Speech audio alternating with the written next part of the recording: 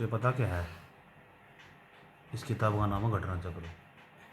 ठीक। इसकी फ़ायदा क्या है? अगर यूपीएससी का सिलेबस पढ़ा ना, तो यूपीएससी के नीचे जितने भारत में एग्जाम है ना, ये लास्ट किताब है। कहीं भी पढ़, अगर पॉलिटी पढ़ लियो ना, इसके सारे सवाल कर लिए, अगर क्वेश्चन लगा लिए कम से कम 5 या 6 बार इसका रिवीजन कर लिए।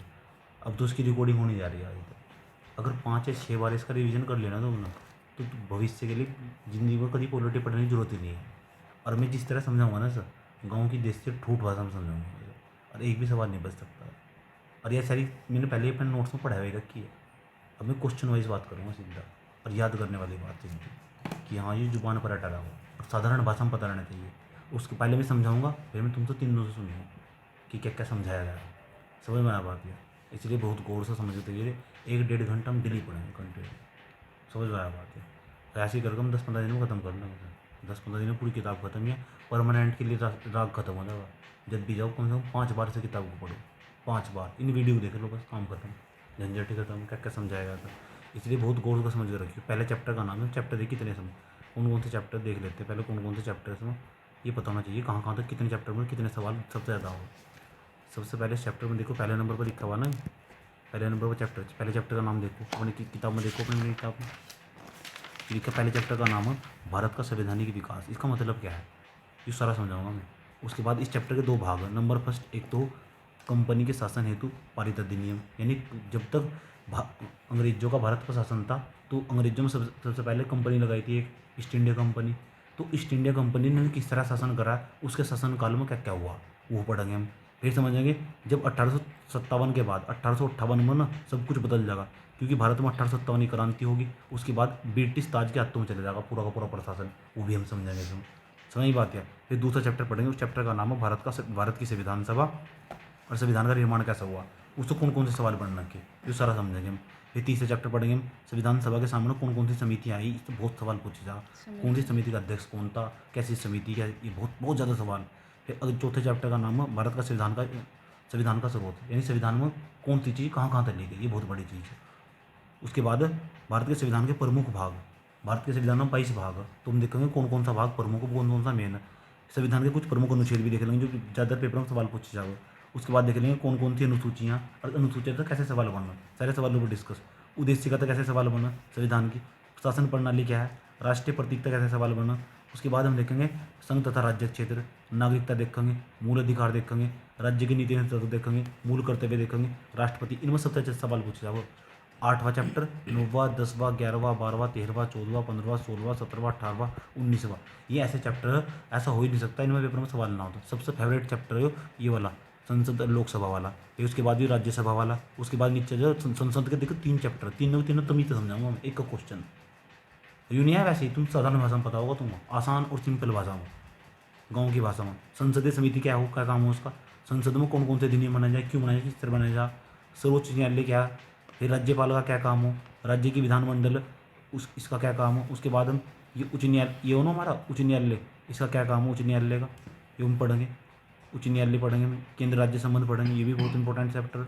आपातकाल संबंध पढ़ेंगे, वित्त आयोग पढ़ेंगे, योजना आयोग पढ़ेंगे, लोकपाल पढ़ेंगे, अस्थायी विशेष प्रावधान, चुनाव आयोग, राजनीतिक दल, संवैधानिक संशोधन, राजभाषा, स्थानीय स्वशासन, कुछ वर्गों के लिए विशेष उत्पन्न और विविध पर्सन, ये सब 42 चैप्टर मुझे पढ़ लेने हैं सही में अगले 10-15 दिनों में। समझ में आया बात ये? ठीक। दो दिन की क्लास एक कर डाल ली जाएगी, यानी 2 दिन की क्लास उठाई मर्ज करी, आपस में डाल दी, सब इसे यूट्यूब पर भी देख सको तुम। समझ में आया? अब हम चल रहे पहले चैप्टर पर। पहले चैप्टर का क्या नाम है, उसे कैसे पढ़ना चाहिए। सब तो शुरू में अपनी किताब खोल लो, अपनी किताब खोल लो, अपनी किताब में तुम खोल लोगे ना, सबसे शुरू में क्या लिखा हुआ, यहाँ लिखा हुआ देखो, भारत का संवैधानिक विकास। इसका मतलब क्या है इस लाइन का, इसका मतलब ये तुमसे सुनूंगा। भारत का संवैधानिक विकास का मतलब है जब भारत का संविधान बनेगा, तो भारत के संविधान बनने के लिए उसकी विकास यात्रा कैसे हुई, उससे पहले क्या क्या डेवलपमेंट हुए। हमारे यहाँ पहले अंग्रेजी शासन था, अंग्रेजी शासन था नहीं था, अंग्रेजों का शासन था। तो जो अंग्रेजों के द्वारा ना, वहाँ तो इंग्लैंड में तो यहाँ अधिनियम समय समय पर कुछ कानून बना के भेजे जाते थे।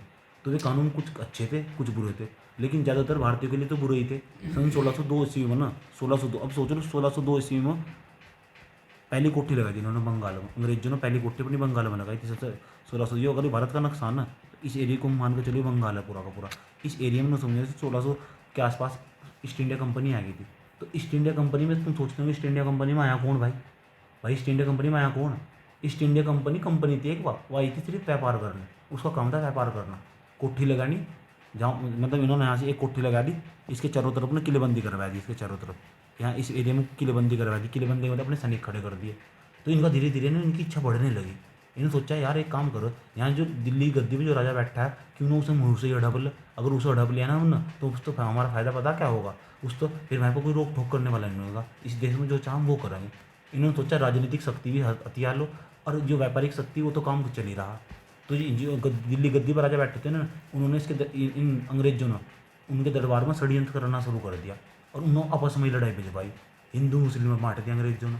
समझ में आया बात है? और वहाँ के कानून आते थे समय समय पर। ईस्ट इंडिया कंपनी के लिए कानून बन जाते थे इंग्लैंड तक। समझ में आया बात है? जब कानून बन जाते थे वे ईस्ट इंडिया कंपनी को फॉलो करने पड़ते थे। ईस्ट इंडिया कंपनी के जो कर्मचारी थे उन्हें फॉलो करने पड़ते थे। समझ में आया बात है?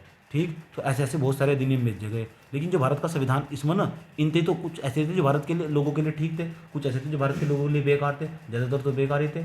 लेकिन उसका क्या हुआ, हमें पहुंचना भारत का संविधान बना कैसे, तो वहाँ तक पहुँचने के लिए पूरी संविधानिक यात्रा आया। तो मुझे ना यहाँ सबसे पहले दो चीज़, इसे पूरे चीज़ों को हम दो भागों में बांट लेंगे। नंबर फर्स्ट, पहले नंबर पर एक तो हम ऐसे मान के चलेंगे ये पूरा एरिया ना ईस्ट इंडिया कंपनी के शासन, जब तक भारत की बागडोर ना अंग्रेजी शासन के हाथों में थी, ईस्ट इंडिया कंपनी के हाथों में थी। एक तो एरा वो होगा, एरा का मतलब वो समय होगा, वो टाइम होगा, वो वक्त होगा। देखो यहाँ 1773 से लेकर 1853 तक। 1773 क्यों कह रहे हैं हम? 1773 इसलिए कह रहे हैं सबसे पहली बार अगर ईस्ट इंडिया कंपनी को रेगुलेट करना, नियंत्रित करना, उस पर प्रतिबंध लगाने के लिए ब्रिटिश इंग्लैंड वालों ने अगर प्रतिबंध बनाने के लिए कोई कानून बनाया वो 1773 में बनाया। और 1853 इसलिए कह रहे 1853 तक क्योंकि 1853 के बाद 1857 आएगा। 1857 में भारत में इतनी बड़ी क्रांति हो जाएगी, ईस्ट इंडिया कंपनी का जो शासन है ना उनके हाथों में तो छीन लिया जाएगा। और उसके बाद ना ये जो उसके बाद 1858 के बाद 57 के बाद 58 आएगा। 58 से लेकर सारा का सारा जो काम है ना वो फिर ब्रिटिश ताज के हाथों में चला जाएगा। यानी इंग्लैंड में बैठ के हम खुद ही ऑर्डर देंगे और फिर यही फॉलो करने पड़ेंगे। ईस्ट इंडिया कंपनी हाथों में तो पावर छीन लेंगे 1858 में आएगा। इसे हम दो भागों में बांट सके सर। इतनी बात बताओ, समझ में आई नहीं आई? समझ आई बात है? तो इसमें पता क्या हुआ, बहुत सारे अधिनियम समय समय पारित हुए। एक तो मुझे पढ़ना जब तक ईस्ट इंडिया कंपनी ने भारत का शासन करा, एक पढ़ना जब ईस्ट इंडिया कंपनी का शासन 1858 में खत्म हुआ।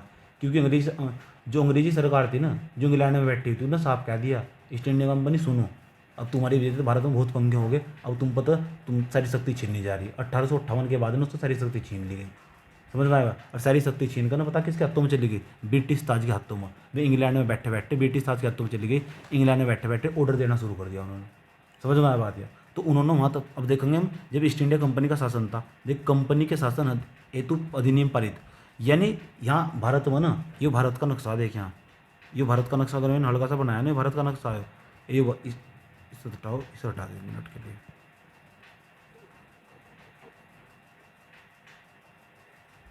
अब मैं एक छोटा सा प्यारा सा भारत बनाता हूँ, सुना है? ये वो भारत का नक्शा,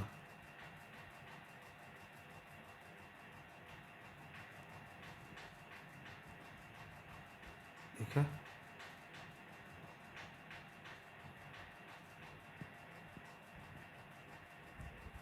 ठीक, ये भारत का नक्शा बना दिया। इस पूरे एरिया को हम बंगाल बोल लेते हैं। ये वाला पूरा बंगाल है। समझ में बात है?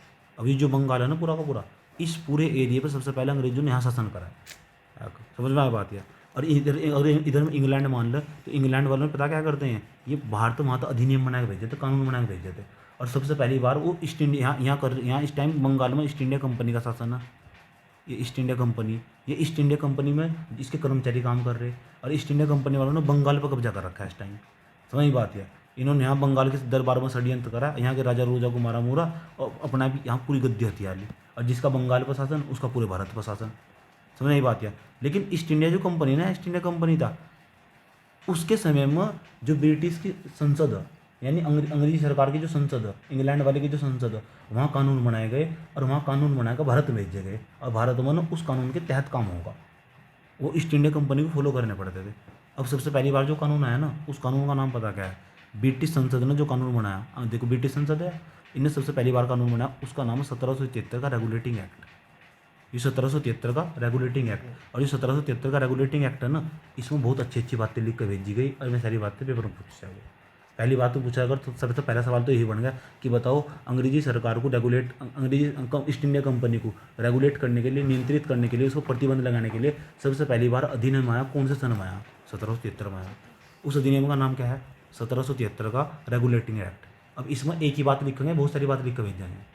बताओ, बहुत सारी बातें लिख के भेज देंगे। ठीक, अब क्योंकि जब ये रेगुलेट कर रहे थे ना, रेगुलेट चला कर रहे थे। तो इन बहुत सारी बात लिख के भेज देंगे। इसमें कुछ ऐसी ऐसी बातें भी इन्होंने लिख के भेज दी जो बहुत खतरनाक बातें थी, और वे सारी बातें तुम्हें पूछी जाएगी। जो 1773 का रेगुलेटिंग एक्ट आया उसमें कौन कौन सी बात थी, कौन कौन सी बात महत्वपूर्ण थी, मैं तुम्हारी जुबान पर हटवा रहा है अभी, और पता होनी चाहिए। पहली खास बात इसमें एक जो पूरा हमारा बंगाल है, ईस्ट इंडिया कंपनी में जो बंगाल का ना, ईस्ट इंडिया कंपनी का एक गवर्नर हुआ करता था, क्योंकि यहाँ ईस्ट इंडिया कंपनी का शासन था बंगाल में। ईस्ट इंडिया कंपनी का जो गवर्नर था ना, देखो यहाँ ईस्ट इंडिया कंपनी का बंगाल के गवर्नर को बंगाल का गवर्नर जनरल बना दिया गया। 1773 में पता क्या कहा गया? लिख, उन्होंने कहा कि अब जो बंगाल का गवर्नर है ना, वो बंगाल का गवर्नर नहीं है, बंगाल का गवर्नर जनरल बन गया। यह बहुत इंपॉर्टेंट बात है कि कौन सा अधिनियम था जो पहली बार आया, 1773 का रेगुलेटिंग एक्ट, और उसमें कहा गया कि जब बंगाल का गवर्नर, अब जब बंगाल का गवर्नर नहीं, बंगाल का गवर्नर जनरल बन गया। अच्छा, ये भी सवाल पूछा जाएगा तुमसे, सबसे पहली बार बंगाल का गवर्नर था कौन सबसे पहला? तो बंगाल का गवर्नर था, उसका नाम था रॉबर्ट क्लाइव। रॉबर्ट क्लाइव यहाँ नहीं लिखा हुआ, समझ बात या, इसलिए मैं अपना बता रहा हूँ, ये ध्यान से समझ लियो। बंगाल का पहला गवर्नर है, समझ में की बात है, रॉबर्ट क्लाइव। पूछा जा तो बंगाल का पहला गवर्नर कौन था, तो था रॉबर्ट क्लाइव। अगर पूछा जा कि कौन से अधिनियम के तहत बंगाल का गवर्नर जनरल, बंगाल के गवर्नर को बंगाल का गवर्नर जनरल बना देगा, तो 1773 का रेगुलेटिंग एक्ट। पता लग गया, सवाल आ गया, तुम्हारा नंबर अब जा। ठीक है, आगे सवाल तुम्हारे नंबर अब जा। और क्या करेगा इसमें? पहली बात पता लगी, 1773 के रेगुलेटिंग एक्ट में क्या क्या प्रावधान करेगा, तू बता। जो बंगाल का गवर्नर था ना, हाँ, उसे बंगाल का गवर्नर जनरल बना देगा। बंगाल का पहला गवर्नर कौन था? Robert Clive. Robert Clive. हाँ जी। ठीक है, अब दूसरा सवाल ध्यान से सुनते रहिए। और क्या क्या करा है इसने? इन्होंने करा है कि यार अंग्रेजों ने क्या बना के भेजा, जो इनकी इंग्लैंड की जो संसद थी ना, यानी ब्रिटिश की जो संसद थी, अंग्रेजों की जो संसद थी, उन्होंने क्या बना के भेजा? उन्होंने कहा अब जो बंगाल का गवर्नर जनरल होगा ना, ये पता किकर शासन करेगा? 4 सदस्यीय कमेटी बनाई जाएगी। इन्होंने कहा 4 सदस्यों की कमेटी बनाई जाएगी। अच्छा भाई, उसमें क्या होगा? बंगाल का गवर्नर जनरल होगा, 1 2 3 4, अब मैं अध्यक्ष होगा इस कमेटी का। समझ ये बात है? जो उसके बाद कार्यकारी परिषद बना दी गई है, और इसका कार्यकाल का 5 साल होगा। 1 2 3 4, हम 5 साल तक एक पद बने रहेंगे। मैं बंगाल का गवर्नर जनरल हूँ, मैं 5 साल तक बना रहूँगा। पहले मैं बंगाल का गवर्नर था, 1773 के बाद में अंग्रेजों ने लिख के भेजा, अब मैं गवर्नर जनरल बन चुका। सही बात है। ठीक, ये भी सवाल पूछा जाएगा, 4 सदस्य कमेटी का गठन कब करा गया था? तो 4 सदस्य कमेटी का गठन 1773 के रेगुलेटिंग एक्ट में करा गया था। इस एक्ट की क्या खास बात है, सुन लो, ध्यान लगाएगा। इस एक्ट के अनुसार जो वारन हेस्टिंग है ना, इसका नाम याद रखना, बार बार पूछा जाएगा। यो वारन हेस्टिंग बंगाल का प्रथम गवर्नर जनरल बना, कई बार पूछ रखा है कि बंगाल का प्रथम गवर्नर जनरल कौन बना है। ये लाइन सबसे इंपॉर्टेंट है, समझ कौन बना है बताओ? Warren Hasting. हाँ, तो याद रखनी बात है। ठीक है, दूसरा बना है फ्रांसिस, मुझे इसका मतलब नहीं है। तीसरा ये बना है, चौथा ये बना है, कोई मतलब नहीं है इनका, नाम नहीं याद रखना बिल्कुल उनका। बारहवेल काउंसिल के सदस्य नियुक्त किए, कोई मतलब नहीं है इनका, पढ़ना नहीं बिल्कुल। अब सह परिषद गवर्नर जनरल को बंगाल के फोर्ट विलियम की प्रेसिडेंसी में सैनिक और असैनिक शक्ति का अधिकार दे दिया गया। ये लाइन इंपॉर्टेंट है, इसका मतलब समझो क्या है। जो गवर्नर जनरल बन गया भैया, बताओ बंगाल का गवर्नर जनरल कौन बना है पहले नंबर पर? Warren Hasting. अब इसे वारेन हेस्टिंग को पता कैसे अधिकार दे दिए गए? इसे कहा गया तेरे पास सैनिक शक्ति भी है, तेरे पास असैनिक शक्ति भी है। तो ये सवाल पूछा जाना चाहिए कि बताओ कि बंगाल के गवर्नर जनरल को सैनिक शक्ति, रासायनिक शक्ति के अधिकार कब दे दिए गए? 1773 के रेगुलेटिंग एक्ट में। अब इसका मतलब तो समझो, 1773 के रेगुलेटिंग एक्ट में सैनिक ऐसे, इसका मतलब बंगाल के गवर्नर जनरल के पास है ना, ईस्ट इंडिया कंपनी के पास जितने भी सेना, 10,000 सैनिक, बंगाल के गवर्नर जनरल ने अगर कह दिया ना भारत पर युद्ध शुरू कर दो, तो भारत पर युद्ध शुरू कर देंगे। सैनिक शक्ति उसके पास आएगी। इसे क्या सैनिक शक्ति, असैनिक शक्ति उसके पास। इसका मतलब राजनीतिक कार्य कैसे करने, कैसे नहीं करना, उसे पूरी पावर बंगाल के गवर्नर जनरल के पास आएगी 1773 के रेगुलेटिंग एक्ट में। समझ गए? आगे चलो। और इसमें क्या क्या हुआ, इसमें क्या खास बात थी? और इसमें जो एक तो मद्रास, एक बम्बई। अब तुम सोचते हो मद्रास कहाँ से, बम्बई कहाँ से? ये मैंने भारत का नक्शा बनाया था, इस एरिया में यहाँ से यहाँ तो हमारा मद्रास है, ठीक, और यहाँ ये पूरा का पूरा ये बम्बई। तो ये छोटे छोटे प्रांत थे। इसमें एक बात और कही गई, नुगारा जो ईस्ट इंडिया कंपनी का गवर्नर होगा ना, वो मद्रास का भी ध्यान रखेगा और बॉम्बे का भी ध्यान रखेगा। यहाँ हम अलग अलग गवर्नर नहीं भेजने के। जो बॉम्बे था और जो मद्रास था, मद्रास और बॉम्बे की देख रेख करने का काम भी एक तो मद्रास हमारा है, ये मद्रास हमारा, और ये हमारा बॉम्बे, इसकी देख रेख करने का काम भी ईस्ट इंडिया कंपनी के गवर्नर का ही होगा भैया, गवर्नर जनरल का। तो नहीं बात है, ईस्ट इंडिया कंपनी का गवर्नर जनरल मतलब बंगाल का गवर्नर जनरल। बंगाल के गवर्नर जनरल को कहा गया कि हम यहाँ कोई अलग, ये हमारा बम्बई है, ठीक, और ये हो मद्रास, इनका भी ध्यान तुम ही रखोगे भैया। ये 1773 के रेगुलेटिंग एक्ट में बात लिख के भेजिए। इतनी बात बताओ, समझ में नहीं आई, सुन लो। चलो सब अब आगे चलो, अब देखते हैं 1773 के रेगुलेटिंग एक्ट में और क्या करा। 1773 के रेगुलेटिंग एक्ट के बाद ना एक अगला अधिनियम, अगला अधिनियम आया। 17 अगला अधिनियम नहीं आया। फिर 1774 में एक और काम हुआ, पता क्या हुआ? एक उच्चतम न्यायालय की स्थापना करी गई। कई बार पूछ लिया कि उच्चतम न्यायालय की, यानी उच्चतम न्यायालय का मतलब सुप्रीम कोर्ट, इसे उच्चतम न्यायालय को हम सुप्रीम कोर्ट कहेंगे। ये सुप्रीम कोर्ट देश का पहला सुप्रीम कोर्ट है। देश आज़ाद नहीं हुआ अभी, और देश आज़ाद नहीं हुआ तब भी 1774 में पहला सुप्रीम कोर्ट बनना है। ये डेट भी इंपॉर्टेंट है, मतलब ये सन भी इंपॉर्टेंट है। 1774 उच्चतम न्यायालय कहाँ बना था? कलकत्ता में बना था। कलकत्ता में बना था, याद रखना बात ये कलकत्ता में बना था। कलकत्ता में, याद रहेगी बात ये। देश का सबसे पहला सुप्रीम कोर्ट कहाँ बना है? कलकत्ता में। कब बना है? 1774। इसका प्रावधान कहाँ कर रखा था? 1773 के रेगुलेटिंग एक्ट में। 1773 के रेगुलेटिंग एक्ट में, समझने की बात है। और इसमें क्या हुआ था? जब ये सुप्रीम कोर्ट बनाया ना, ये सुप्रीम कोर्ट नहीं आया था, ऐसा सुप्रीम कोर्ट नहीं आया। इसके खिलाफ ना हम लंदन की प्रिवी काउंसिलिंग में जाकर अपील कर सकते थे। क्या ये नाम मात्र का सुप्रीम कोर्ट? समझने की बात है। अगर किसी अंग्रेज का मामला आएगा, कोर्ट में चला गया और जज बैठा है भारत का, तो उसका मतलब पता क्या करेंगे? उन्होंने कहा चलो कोई बात नहीं, हम तो वहाँ ले जाएंगे। इसलिए उन्होंने इस कोर्ट को सुप्रीम कोर्ट नहीं बनाया। ये तो नाम मात्र का सुप्रीम कोर्ट है। समझ में आई बात है। इसके खिलाफ भी हम अपील कर सकते हैं। अपील कहाँ कर सकते हैं? लंदन की प्रिवी काउंसिलिंग में। वो था मेन वहाँ से, जिसमें एक मुख्य न्यायाधीश और 3 अन्य न्यायाधीश थे।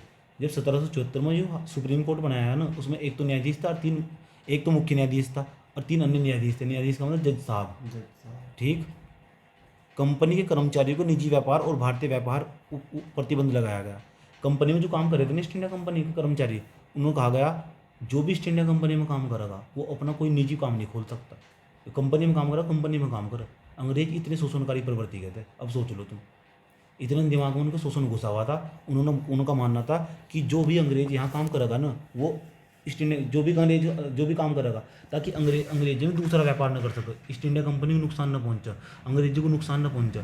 कंपनी में काम कर, अगर तू तेरी ड्यूटी ना अगर उसमें लग गई ना, क्या कहते हैं उसमें, बाहर लग गई उसके कंपनी के, ईस्ट इंडिया कंपनी के, तो फिर तू दूसरा काम नहीं कर सकता कोई प्राइवेट। समझ में आई बात? ताकि कंपनी को नुकसान न पहुंचा। उसके बाद एक और क्या प्रावधान करा गया, इन्होंने साफ कह दिया गया कि भारतीयों से कोई, अगर तू ईस्ट इंडिया कंपनी में काम कर रहा है, तो अंग्रेज है, तो भारतीय तो कोई उपहार नहीं लेने का, तो गिफ्ट नहीं ले सकता। तो न्याय तेरा का हैप्पी बर्थडे मना रहे हैं यहाँ से। समझ की बात? इससे क्या फ़ायदा होगा? पता क्या फ़ायदा होगा? इससे ईस्ट इंडिया कंपनी के जो कर्मचारी होंगे ना, वो ईमानदार रहेंगे अंग्रेजों के प्रति। तो अंग्रेज बहुत तेज थे, उन्होंने 1773 के रेगुलेटिंग एक्ट में बातें लिख के भेजी। समझ की बात है? पता कितने खतरनाक थे। उन्होंने साफ कह दिया कोई भी ईस्ट इंडिया कंपनी का कर्मचारी भारत के लोग को तो गिफ्ट नहीं लेने का। कभी उन डरता ना ईस्ट इंडिया कंपनी के कर्मचारी अंग्रेज यदि भारतीयों के साथ जाकर मिल जा, फिर हमें नुकसान पहुंचाओ, इससे गिफ्ट लेने में प्रतिबंध लगा दिया। समझ गए? इतने डेंजरस थे। पता लग गया कौन कौन से प्रावधान कर रखे थे। अब आगे चलते हैं।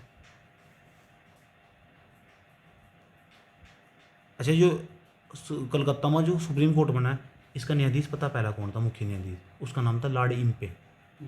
लॉर्ड इम्पे, यहाँ को इजेला इम्पे को लॉर्ड इम्पे भी बोल रहे हो। हाँ, इजेला इम्पे, तो लॉर्ड इम्पे इसका नाम, इसका जो मुख्य न्यायाधीश था उसका नाम था लॉर्ड इम्पे।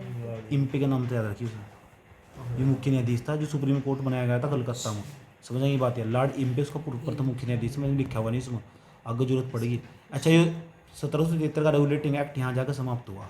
इसके बाद एक दूसरा अधिनियम आने वाला है। दूसरा अधिनियम 1784 का ईस्ट इंडिया एक्ट। पहला कब आया था? 1773 में। 1773 में। अब 73 में जोड़ो, करे कितना की 84 हो जाए, 73 7वें होंगे, 7 और 4 11 साल बाद एक और अधिनियम आया। अब अगर इसमें देखो क्या क्या करा है, इसमें भी कुछ खास बात लिख के भेजी होगी, और वे खास बात जो लिख के भेजी ना 1784 के ईस्ट इंडिया एक्ट में, वे तुम्हें याद रखनी। वे सारी बात पूछी जाओ, या बात कहानी कौन से दिन में लिखी हुई। इसमें साफ साफ कह दिया गया कि जो राजनीतिक कार्य और व्यापारिक कार्यों को अलग कर दिया गया है। ईस्ट इंडिया कंपनी को पता क्या कहा गया? अब तुम्हारा राजनीतिक काम अलग होगा और जो व्यापारिक काम होगा अलग होगा। इस एक्ट में निदेशक मंडल को कंपनी के व्यापारिक मामलों के अधीक्षण की अनुमति दे दी गई। इस एक्ट में निदेशक मंडल पता कौन था? जो कंपनी को चला हुआ था, उसमें 5-10 लोग हुआ करते थे। कंपनी के व्यापारिक मामलों के अधीक्षण में अनुमति दे दी गई। निदेशक मंडल का मतलब, परंतु राजनीतिक मामलों के प्रबंधन के लिए नियंत्रण बोर्ड बनाया गया। पता क्या क्या करा गया? एक तो दो जब 1784 का पिट्स इंडिया एक्ट आया ना, उसमें कहा गया कंपनी को, अब या तुम नहीं है, तुम व्यापार करने का काम करो, तो काम करो व्यापार करने का, राजनीति करने का काम ना करो। राजनीति के लिए हम एक बोर्ड बना रहे हैं, उसमें कौन सा बोर्ड? नियंत्रण बोर्ड बना रहे हैं। इन्होंने, अंग्रेज बहुत तेज थे, ताकि इन्हें दिक्कत ना खड़ी हो, इन्होंने राजनीति करने के लिए, भारत में राजनीति करने के लिए नियंत्रण बोर्ड बना दिया, बोर्ड ऑफ कंट्रोल बना दिया। और जो ना ईस्ट इंडिया कंपनी जो काम करेगी, जहाँ व्यापार करेगी, जहाँ तेना मुनाफा होगा, फायदा होगा, उसके लिए इन्होंने निदेशक मंडल बनाया। समझ गए? तो दो चीज़ बनाई इन्होंने, एक तो निदेशक मंडल बनाया, एक बोर्ड ऑफ कंट्रोल बनाया। बोर्ड ऑफ कंट्रोल इसलिए बनाया ताकि यह राजनीतिक कार्य देख सके कि किस तरह भारत की सत्ता को अपने हाथ में ले लेनी। समझ गई बात? वो काम था बोर्ड ऑफ कंट्रोल का, इसमें बहुत सारे व्यक्ति थे, अच्छे जानकार थे कि किस तरह भारत पर कब्जा करना। समझ आई बात है? अब फिर इन्होंने, अंग्रेजों ने क्या करा, जो कंपनी थी, ताकि मुनाफा कमा सके, पैसा कमा सके, उसके लिए निदेशक मंडल, देख व्यापारिक मामलों के अधीक्षण की अनुमति दे दी गई निदेशक मंडल को। और जो राजनीतिक कार्य थे ना, राजनीतिक मामलों के प्रबंधन के लिए नियंत्रण बोर्ड का गठन करा गया। समझ गए? तो बताओ, जो 1784 का पिट्स इंडिया एक्ट आया, उसमें किस चीज़ का प्रावधान करा गया? बताओ। अब आया 1786 का अधिनियम। 84 तो था, 86 के अधिनियम के द्वारा, फिर 1786 के अधिनियम के द्वारा गवर्नर जनरल को विशेष परिस्थितियों में अपनी परिषद के निर्णय को निरस्त करने और लागू करने का अधिकार दे दिया गया। कितनी पावर शक्ति बना दी इसके। इन्हें पता क्या कहा गया इसमें 1786 के अधिनियम में, मैं अगर बंगाल का गवर्नर जनरल हूँ ना, मैं बंगाल का गवर्नर जनरल हूँ, और तुम 4 सदस्य बैठे हुए, और जो तुम फैसला सुनाओगे ना, अगर मैंने जो फैसला सुनाऊंगा, तुम्हारी कोई मान्यता नहीं है। फिर कमेटी क्यों बना रखी, परिषद क्यों बना रखी? तुम्हारे फैसले को भी मुझे वरीयता दे दी गई, जो मैं कहूँगा ना मेरी पावर है, क्योंकि मैं बंगाल का गवर्नर जनरल हूँ। ये बात 1786 के दिन में लिख कर भेजी उन्होंने। समझे? देख लिखो, बंगाल देखिए लिखा हुआ 1786 के दिन के द्वारा गवर्नर जनरल को विशेष परिस्थितियों में परिषद के निर्णय को निरस्त, परिषद हो तुम्हारे निर्णय को निरस्त कर दूंगा, पावर आएगी मेरे पास, लागू करने का अधिकार प्रदान किया गया। गवर्नर जनरल को प्रधान सेनापति शक्ति दी गई, प्रधान सेनापति, सबसे मुख्य सेनापति बन गया। समझ की बात है? इतनी पावर दे दी गई सर। और आगे बढ़ते हैं, चलो आ जाओ। ठीक। लेकिन इस टाइम ये बात कब कब की? 1786 के अधिनियम की। अब 1786 के अधिनियम के बाद ना ये दोनों अधिकार सर्वप्रथम लॉर्ड कॉर्नवालिस ने प्राप्त किए। ये भी सवाल पूछा जा सकते।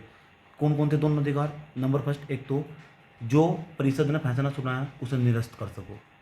निरस्त का मतलब, या 4-5 सदस्य कमेटी थी, परिषद की है, 4 सदस्य परिषद की है, तुमने कोई फैसला सुना है किसी मुद्दे पर, मैं बंगाल का गवर्नर जनरल हूँ, मैं इसे निरस्त कर सकूँ तेरे फैसले को, एक अधिकार होगा।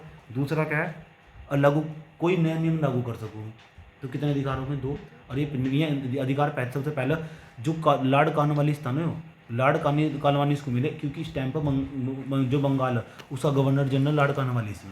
ये अधिकार दोनों सबसे पहली बार इसे मिले। सुनूंगा, याद रखना बात या। और उसके बाद ना 1793 का चार्टर एक्ट आया, यार 1793 का चार्टर एक्ट, यार 1793 का चार्टर एक्ट। अब चार्टर एक्ट कह रहे, एक्ट कह दो, अधिनियम कह दो, कानून कह दो, विधि कह दो, के अंतर्गत 20 वर्ष के लिए अधिकार बढ़ा दिया गया। 20 वर्ष का मतलब जो कंपनी है ना, वो 20 सालों तो अधिकार करेगी। ये भी सवाल पूछा गया कि कौन से अधिनियम में प्रावधान कराया गया था कि कंपनी को 20 साल के लिए एक अधिकार दे दिएगा, जाओ पूर्व के देशों पर ना 20 साल तक राज करो, चाइना को 20 साल तक अपने कब्जे में रखो। 20 साल बाद फिर दूसरा अधिनियम आएगा, उससे पहला अधिनियम नहीं आया। अब बताओ 1793 नहीं आया, कितना? 1793 में 20 जोड़ो, बताओ। 1793 20 जोड़ दो, 1813। जब तो 1813 में चार्टर एक्ट आया, उससे पहले तो नहीं आया। तो नहीं बात है, क्योंकि 1793 के चार्टर एक्ट में अधिनियम प्रावधान करा गया था कि जो कंपनी थी ना, उसे अधिकार दे दिया गया 20 सालों का, जाओ पूर्व के देशों को 20 सालों तक अधिकार करो, लूटो खसोटो, चाइना को, बर्मा को, चीन को, पाकिस्तान, अफगानिस्तान, इन्हें पूर्व के देशों को लूटो, और लूट का सारा माल था यहाँ यूरोप में लेकर आओ। ये प्रावधान करा गया 1793 के अधिनियम में। समझ गया? ऐसे ऐसे प्रावधान बना के भेज रहे हैं। ये सवाल पूछा जाएगा, बताओ कौन से दिन में प्रावधान करा गया था कि कंपनी को ना, जो कंपनी ईस्ट इंडिया कंपनी को 20 सालों के लिए एक अधिकार दे दिया गया। एक अधिकार का मतलब मोनोपोली दे दी गई, अधिकार बढ़ा दिया गया, 20 सालों तक राज करो तुम, जाओ भारत लूट तो 20 सालों तक। हाँ, 20 साल तक छूट। फिर आया 1813 आया, फिर 1813 का चार्टर एक्ट आया। 1813 का चार्टर एक्ट। भी हुई बात की। कौन सा? चार्टर है। चार्टर एक्ट भी अधिनियम कानून एक ही मतलब है। वो 73 अब जो 1813 का चार्टर एक्ट है इसमें कुछ खास बात लिखेगा।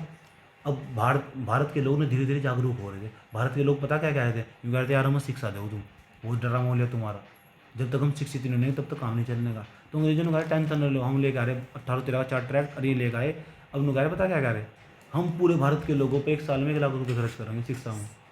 वो क्या है कि 1813 के चार्टर एक्ट में कई बार पूछा जाएगा। यूपीएससी तो यहाँ तक हर साल एक सवाल पूछे इन अधिनियम से, पक्का उसका फेवरेट है। प्रतिवर्ष 1 लाख रुपए खर्च करने का वो बंद करा गया। ये कई बार पूछा गया वो कौन सा अधिनियम था जिसके द्वारा भारतीयों को 1 लाख रुपए 1 साल में खर्च करने का प्रावधान करा गया शिक्षा को, भारतीयों की शिक्षा को। 1813 का चार्टर एक्ट, पता लग गया कौन था वो? 1813 का चार्टर एक्ट। और क्या क्या प्रावधान था इसमें बताओ, और क्या बात लिखी है 1813 जो कंपनी ने ईस्ट इंडिया कंपनी, इसमें भारत के व्यापार के एक अधिकार को समाप्त कर दिया। कंपनी के भारतीय व्यापार के एक अधिकार को समाप्त कर दिया, यद्यपि चीन के साथ चाय के साथ व्यापार एक अधिकार बना रहा। इन्हें पता क्या कहा ईस्ट इंडिया कंपनी का, एक बात सुनो, हर जगह तुम ही व्यापार कर रहे, तुम चाइना में जाना हो तुम कद्दू लेने तुम खुद जाओगे, ईस्ट इंडिया कंपनी वाले जाएंगे। सही बात है। अगर किसी के साथ कहीं लड़ाई बच जाए ईस्ट इंडिया कंपनी वाले जाएंगे, अगर कहीं राजनीति करनी हो ईस्ट इंडिया कंपनी वाले करेंगे, चाय लेकर आनी हो तो ईस्ट इंडिया कंपनी वाले लेके जाएंगे। 1813 के चार्टर एक्ट में साफ कह दिया गया कि भारतीय व्यापार के एकाधिकार को समाप्त कर दिया गया। सारा काम तुम ही नहीं करने के, सब चीज़ पे तुम्हारा एक अधिकार नहीं होने का, कुछ काम हम भी करेंगे। हमने तो भेजा तुम यहाँ से ईस्ट इंडिया कंपनी को, हमने तो भेजा, हम अंग्रेज हम इंग्लैंड में बैठे हुए, हम संसद में जो कहेंगे वो करना पड़ेगा तुम्हें। समझ की बात यार। चलो आगे चलो। और लेकिन एक चीज़ बची रही 1813 के चार्टर एक्ट में, उन्होंने कहा कि तुम चीन के साथ चाय का व्यापार करते रहो, कोई दिक्कत नहीं है, ये बचा रहेगा, बाकी सब निरस्त कर दिया, एक अधिकार हटा दिया। अब बताओ 13 में 20 जोड़ो कितना बैठेगा? 13 में 20 133 13 में 20 जोड़ो 133 35 1833 1833 बैठेगा। तो 1833 का चार्टर एक्ट आया फिर, क्योंकि 1793 के में क्या बात क्या रखी थी कि 20-20 सालों तक राज करो। अब 20-20 साल बाद आएंगे दिल्ली में, 1833 में फिर 20 जोड़ दो, फिर 1853 का आएगा, उस तो पहले कोई दिन नहीं आने का। सही बात है। ठीक। अगर देखो अब 1833 वाला बहुत इंपॉर्टेंट है, ये सबसे ज़्यादा इंपॉर्टेंट है 1833 का चार्टर एक्ट। क्यों? 1833 के चार्टर एक्ट की खास बात पता क्या है? इसी के समय में 1829 में घटना घटी थी। 1829 में इस टाइम ये 1833 के चार्टर एक्ट के समय ना, जो बंगाल का गवर्नर जनरल है उसका नाम पता क्या है? उसका नाम है Lord William Bentinck. Lord William Bentinck Bentinck. इसने पता क्या करा था? इन्हें बहुत बड़ा काम करा था। भारत के अंदर रूढ़िवादिता समाप्त करी थी इन्हें, और रूढ़िवादिता का मतलब ऐसी रूढ़िवादिता, ऐसी प्रथा का अंत करा था इन्हें। लॉर्ड विलियम बेंटिक ने 1829 में राजा राम मोहन नाई के प्रयासों तो सती प्रथा का अंत नहीं करा था लॉर्ड विलियम बेंटिक ने, और इसका नाम भी आने वाला। लेकिन 1833 के चार्टर एक्ट आया, और बंगाल का जो गवर्नर था ना, जब बंगाल का गवर्नर जनरल था, अभी से पता क्या कहा गया? उनका राजा तू बंगाल का गवर्नर जनरल नहीं है, अब तू पूरे भारत का गवर्नर जनरल है। बताओ, ये कई बार पूछा गया कि कब बंगाल के गवर्नर जनरल को, कब भारत का गवर्नर जनरल बनाया जाएगा। वो 1833 के चार्टर एक्ट में संपूर्ण भारत का गवर्नर जनरल बना दिया गया। ये सबसे लाइन इंपॉर्टेंट लाइन है, देख लो दोबारा फिर यहाँ से। बंगाल का पहला गवर्नर जनरल कौन बना? Warren Hastings. बंगाल का पहला गवर्नर कौन? Robert Clive. अब जो बंगाल का पहला गवर्नर जनरल बना वारेन हेस्टिंग्स, ये कौन से दिन में प्रावधान करा गया था? 1773 का रेगुलेटिंग एक्ट। अब जो बंगाल का गवर्नर जनरल था, बंगाल का गवर्नर जनरल कौन सी अधिनियम के तहत भारत का गवर्नर जनरल बन गया?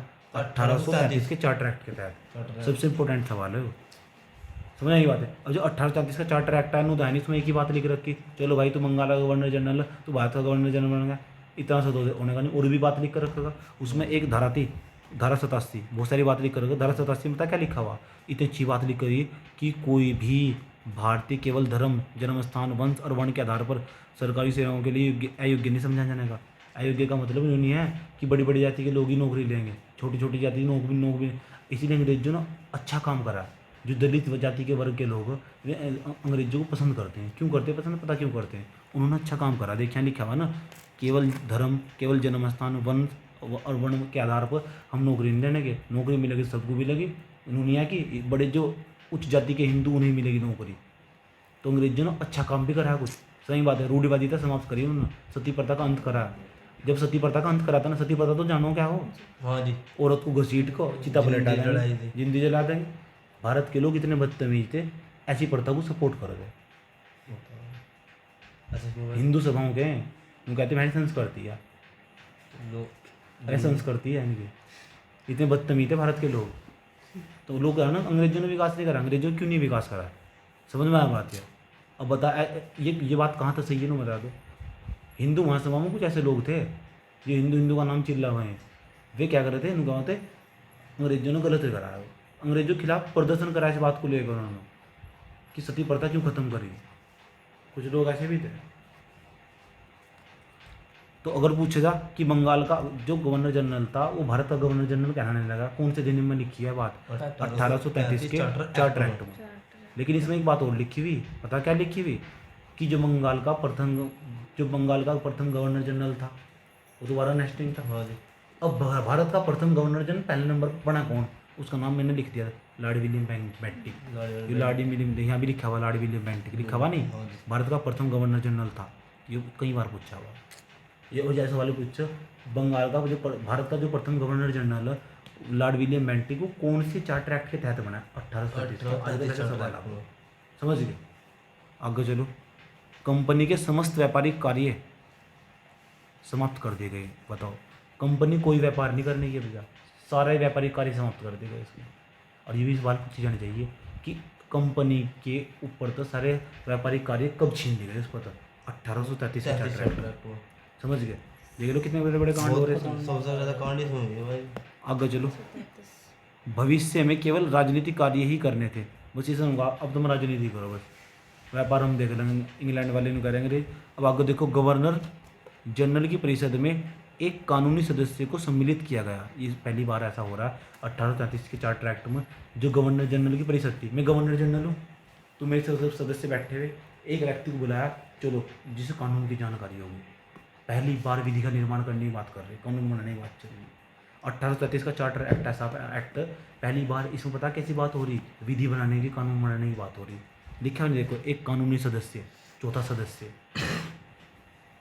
सर्वप्रथम मैकाले को कानूनी सदस्य के रूप में शामिल किया गया। ये भी सवाल पूछा जा सके कि जो गवर्नर जनरल की 4 सदस्य परिषद थी, उसमें सबसे पहली बार जो था वो कौन बना था, जो कानूनी सदस्य था वो कौन था, मैकाले।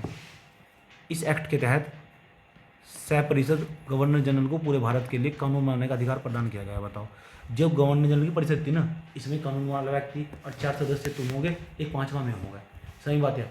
तो हम ना भारत के लिए कानून बनाएंगे। बताओ, यानी हम चाहे इंग्लैंड में कानून बनाने की जरूरत नहीं है, यहाँ तो ही कानून बना देंगे, समझ, जो मन मर्जी वो करेंगे। कितनी पावर मिल रही है 1833 के चार्टर एक्ट में। इसी एक्ट में नियुक्ति के लिए योग्यता संबंधी मानदंड अपनाकर भेदभाव समाप्त किया गया। छोड़ दो, 1853 का चार्टर एक्ट आ जाओ। अच्छा, 20 साल बाद आगा नहीं आगा, अब बताओ 33 में 20 जोड़ा कितना बैठा करते, 53। अच्छा, 20 साल वाली बात कहाँ, कौन से दिन में कर रखी थी, 1793 के चार्टर एक्ट में। समझ गए, ये भी सवाल पूछे। अब 1853 का आ गया, 1853 आते ही नहीं पता क्या होगा, भारत के लोग बहुत गुस्से से भर जाएंगे, इतने गुस्से से भर जाएंगे, अंग्रेजों ने सोचे भागो यहाँ पे, भागो भागो, आंदोलन करना स्टार्ट कर देंगे, छोटे छोटे विद्रोह करना स्टार्ट कर देंगे। एक बार तो गजब भी जाएगा 1857 में। 1857 में बहुत बड़ी क्रांति फैल जाएगी, पूरे भारत में फैल जाएगी। महात्मा गांधी भी नहीं आए अभी, महात्मा गांधी के आने से पहले ये बहुत बड़ा आंदोलन था, स्वतंत्रता संग्राम क्या हुआ, कुछ लोग इसे पूरे देश, कुछ लोग क्या हुआ पूरे भारत में, कुछ लोग क्या हुआ ये आधे भारत में ही हुआ था। भारत के लोगों ने मिलकर ना अंग्रेजों के खिलाफ क्रांति कर दी, 1857 की क्रांति के नाम से जाने जाओगा। ठीक, आगे जरूर देखो, आ जाओ पढ़ते। पहले 1853 की बात समझो। 1853 के चार्टर एक्ट द्वारा विधायी शक्तियों को कार्यपालिका शक्तियों से पृथक करने की व्यवस्था की गई। पता क्या कहा गया, कानून बनाने वाली संस्था अलग होगी और जो हो ना कार्यपालिका वह अलग होगी, विधायपालिका अलग, कार्यपालिका अलग होगी। 1853 के चार्टर एक्ट में ये बात करेगी। उसके बाद सिविल सेवकों की भर्ती की खुली प्रतियोगिता का शुभारंभ किया गया। ये सबसे इंपॉर्टेंट है कि वो कौन सा अधिनियम था जिसमें सिविल सेवक में जो IAS का एग्जाम हो रहा है ना, ये पहले अंग्रेजों का चलाया हुआ है। और अंग्रेज भारत के लोग ना, ये पता क्या कर रहे थे, ये पहले 1853 से पहले इस एग्जाम में भाग नहीं ले सकते। सही बात है, पहली बार ऐसा हुआ 1853 में आकर इन्होंने कहा तुम भी चलो भाग ले सको, तुम भी IAS का पेपर दे सको, तुम भी कलेक्टर बन सको। इन्होंने लिखा हुआ सिविल सेवाओं की भर्ती एवं चयन के लिए खुली प्रतियोगिता का शुभारंभ। खुली प्रतियोगिता सबके लिए खुली, जाओ कोई भी दे लो जा एग्जाम, पहले दिन था देखो 1853 से पहले नहीं दे सकता।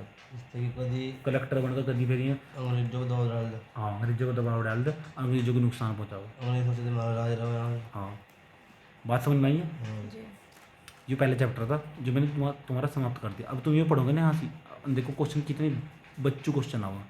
निम्नलिखित में से किस अधिनियम में कलकत्ता में सर्वोच्च न्यायालय की स्थापना का प्रावधान करा गया? कलकत्ता में 1773 का रेगुलेटिंग एक्ट। सवाल है, सवाल के नाम पर कलंक। लेकिन इसके नीचे व्याख्या भी पढ़नी चाहिए, क्या लिखा हुआ देख। 1773 के रेगुलेटिंग एक्ट में कलकत्ता के सर्वोच्च न्यायालय की स्थापना का प्रावधान किया गया। इसकी स्थापना 1774 में की गई थी, पता था मैंने 1774 में हो गई थी। सर एलिजा इम्पे, ये इंपॉर्टेंट सवाल फंस गया मुझे यहाँ तक। सर एलिजा इम्पे इसे क्लिक कर दो। और भारत के प्रथम मुख्य न्यायाधीश थे। अरे यह बात मैंने तो पहले बताई थी, देखिए लार्ड इम्पे लिख रखा है ना, इसे लार्ड इम्पे या एलिजा इम्पे भी बोल लो, कोई दिक्कत नहीं है। समझ एक बात है, इम्पे देख के पहचान लगे तो ये सवाल बनना चाहिए। अगली बार इसमें कोई सवाल बनेगा यही बनेगा, इसलिए व्याख्या पढ़नी जरूरी नीचे था इसका डिस्क्रिप्शन जो नीचे दे रखा है। बच्चे क्या करें, इसका सवाल पढ़ के छोड़ देंगे। अब मैं दूसरे सवाल पर जा रहा हूँ। उसका दूसरा सवाल देखो, सर्वोच्च न्यायालय की स्थापना के संबंध में निम्नलिखित कथनों में से कौन सा कथन सही है? अभी हमने पढ़ी सर्वोच्च न्यायालय की स्थापना कब हुई। पहले नंबर पर कह रहा कलकत्ता में सर्वोच्च न्यायालय की स्थापना 1773 के रेगुलेटिंग एक्ट के द्वारा की गई थी। अब बात सही है गलत? सही बात है भाई। सही है। उसके बाद दूसरी, लेमेस्टर इस न्यायालय के मुख्य न्यायाधीश थे। लेमेस्टर कौन है? ये दूसरी बात गलत है। इसका मतलब पहली बात तो सही है और दूसरी बात गलत है, या दूसरी बात मुझे गलत लग रही है, इसलिए केवल एक सही है। समझ में आया बात है? उसके बाद आ जाओ नीचे, जो तीसरे नंबर पर, तीसरे नंबर का जो क्वेश्चन है बड़ा इंपॉर्टेंट क्वेश्चन है। क्या पूछ रहा है? वो पूछ रहा है बताओ नियंत्रण परिषद की स्थापना कब हुई, कौन से अधिनियम के तहत हुई? नियामक अधिनियम 1773, पिट्स इंडिया एक्ट 1784, चार्टर अधिनियम 1813, चार्टर अधिनियम 1833। अब मुझे एक चीज़ तो पता, सर्वोच्च न्यायालय की स्थापना कब हुई? 1773 में। बी का तो मुझे एक पता लग रहा है, लेकिन बी का एक आया, मैं इस पर सवाल पाया, देखा बी का एक किस में, बी का एक तो बी में ही, ये इसका अंतर है। ज़्यादा चक्कर में नहीं पड़ना फालतू को। सही बात, ऐसा कर आराम तो उत्तर पहुँचा जा सकता है। और यहाँ तो तुम सारे देख सकते हो, एक बार सारे पढ़ने चाहिए। 1773 के रेगुलेटिंग एक्ट में कौन कौन सी की प्रावधान करा दिया है, कौन कौन सी चीज़ का कहाँ का प्रावधान करा, कुछ नहीं छोड़ना, सब कुछ पढ़ना इसमें तो। उसके बाद अगर चलो तीसरा पर्सन कहाँ गया?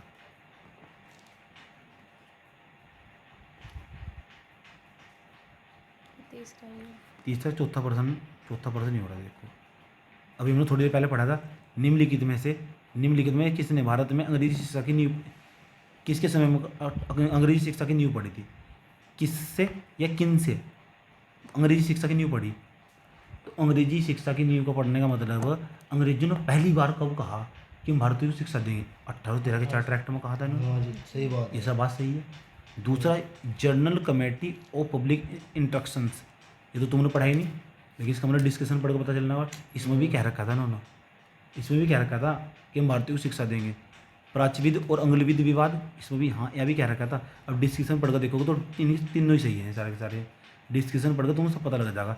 एक बार मैं चाहे पढ़ के बता भी देता हूँ। देखो, ईस्ट इंडिया कंपनी ने ओरिएंटल शिक्षा मतलब अंग्रेजी शिक्षा की प्रचलित प्रणाली को प्रोत्साहित किया। ओरिएंटल शिक्षा मतलब भारत की शिक्षा की प्रणाली को प्रोत्साहित किया और पश्चिमी शिक्षा और अंग्रेजी भाषा को बढ़ावा दिया। इन्होंने कहा भारतीयों की शिक्षा ना बेकार है।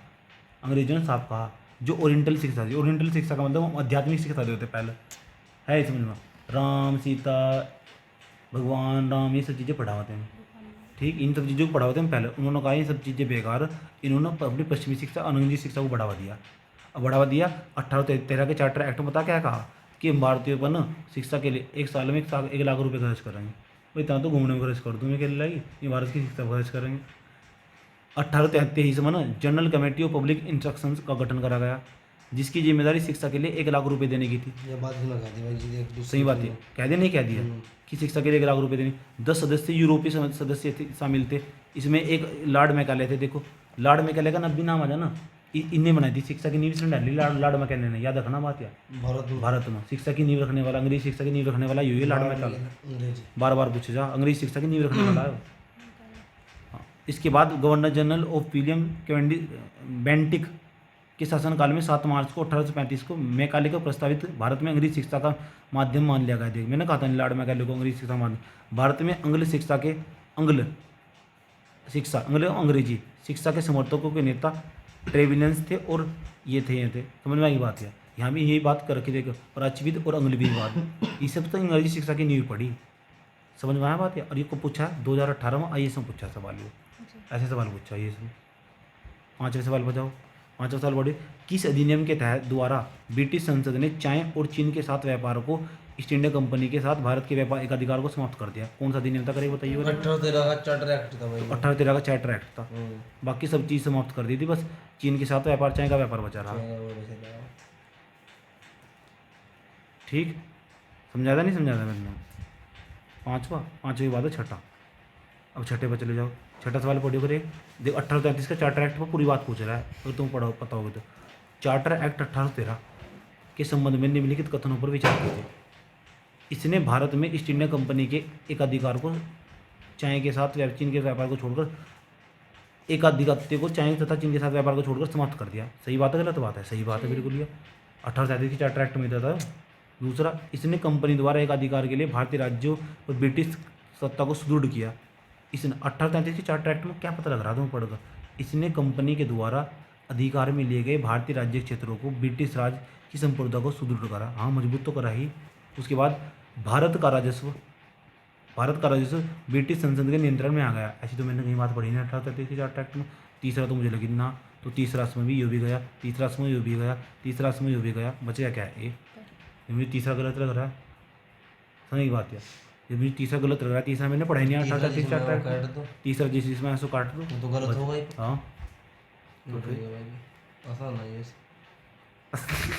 अरे 2019 में पूछा है, इसमें देख लो। लेटेस्ट। सही बात, ज़्यादा पुराना भी नहीं है।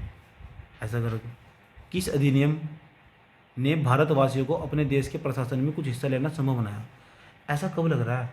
कौन सा अधिनियम था जिसमें ये बात कह दी इन्होंने कि आओ भारत के लोगों तुम भी हिस्सा ले लो? एक बार देखते हैं, जो मैंने पीछे पढ़ा है। यहाँ देखो,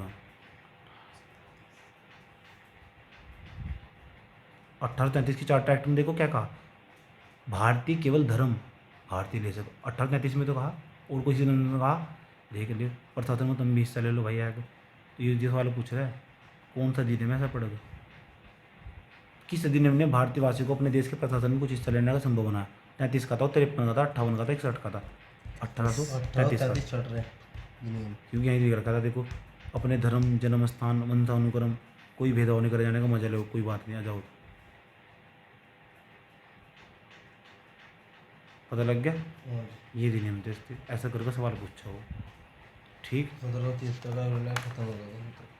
अभी हमने क्या पढ़ा है? अभी हमने पता है क्या पढ़ा है? अभी हमने सब सिर्फ ये वाला पढ़ा है। हाँ चला गया, पहला चैप्टर था ना, पहले चैप्टर में हमने सिर्फ इतना पढ़ा है कि हाँ ये वाला भाग पढ़ लिया, कंपनी के शासन हेतु पारित अधिनियम, जब तक कंपनी का शासन था। अब 18, यहाँ देखो, यहाँ देखो, इसमें इसमें देखो PDF को क्या है कह रहा है, ईस्ट इंडिया कंपनी के शासन हेतु पारित अधिनियम 1853 तक पढ़ लिया हमने। अब 1853 के बाद 1857 में घटना घट जाएगी खतरनाक वाली, भारत के लोग मिलकर अंग्रेजों के खिलाफ विद्रोह कर देंगे। मंगल पांडे पिक्चर देखो, टाइम लगाएगा किसी ने, उसमें सब पता लग जाता हूँ। 1857 क्रांति वाली मैंने पढ़ाई भी रखा है। तो ये इसके बाद हम यूँ पढ़ेंगे भैया, इसे भी देख लो, ज़्यादा बड़ा नहीं है इसमें, तो खास बात बताऊँगा मैं। फिर ये पहले चैप्टर पूरा ही खत्म हो जाएगा, फिर ये समझने की बात है। पता लग गया ना? अब बताओ 1853 के बाद 20 साल का एक अधिकार दिया था, तो 53 में 20 जोड़ेंगे कितना बैठेगा ना बताओ? 53 में 20 जोड़ेंगे, 20 जोड़ेंगे कितना बैठेगा? 70 73। तो अधिनियम अब तक कितनी कब आना चाहिए था? 1873 में।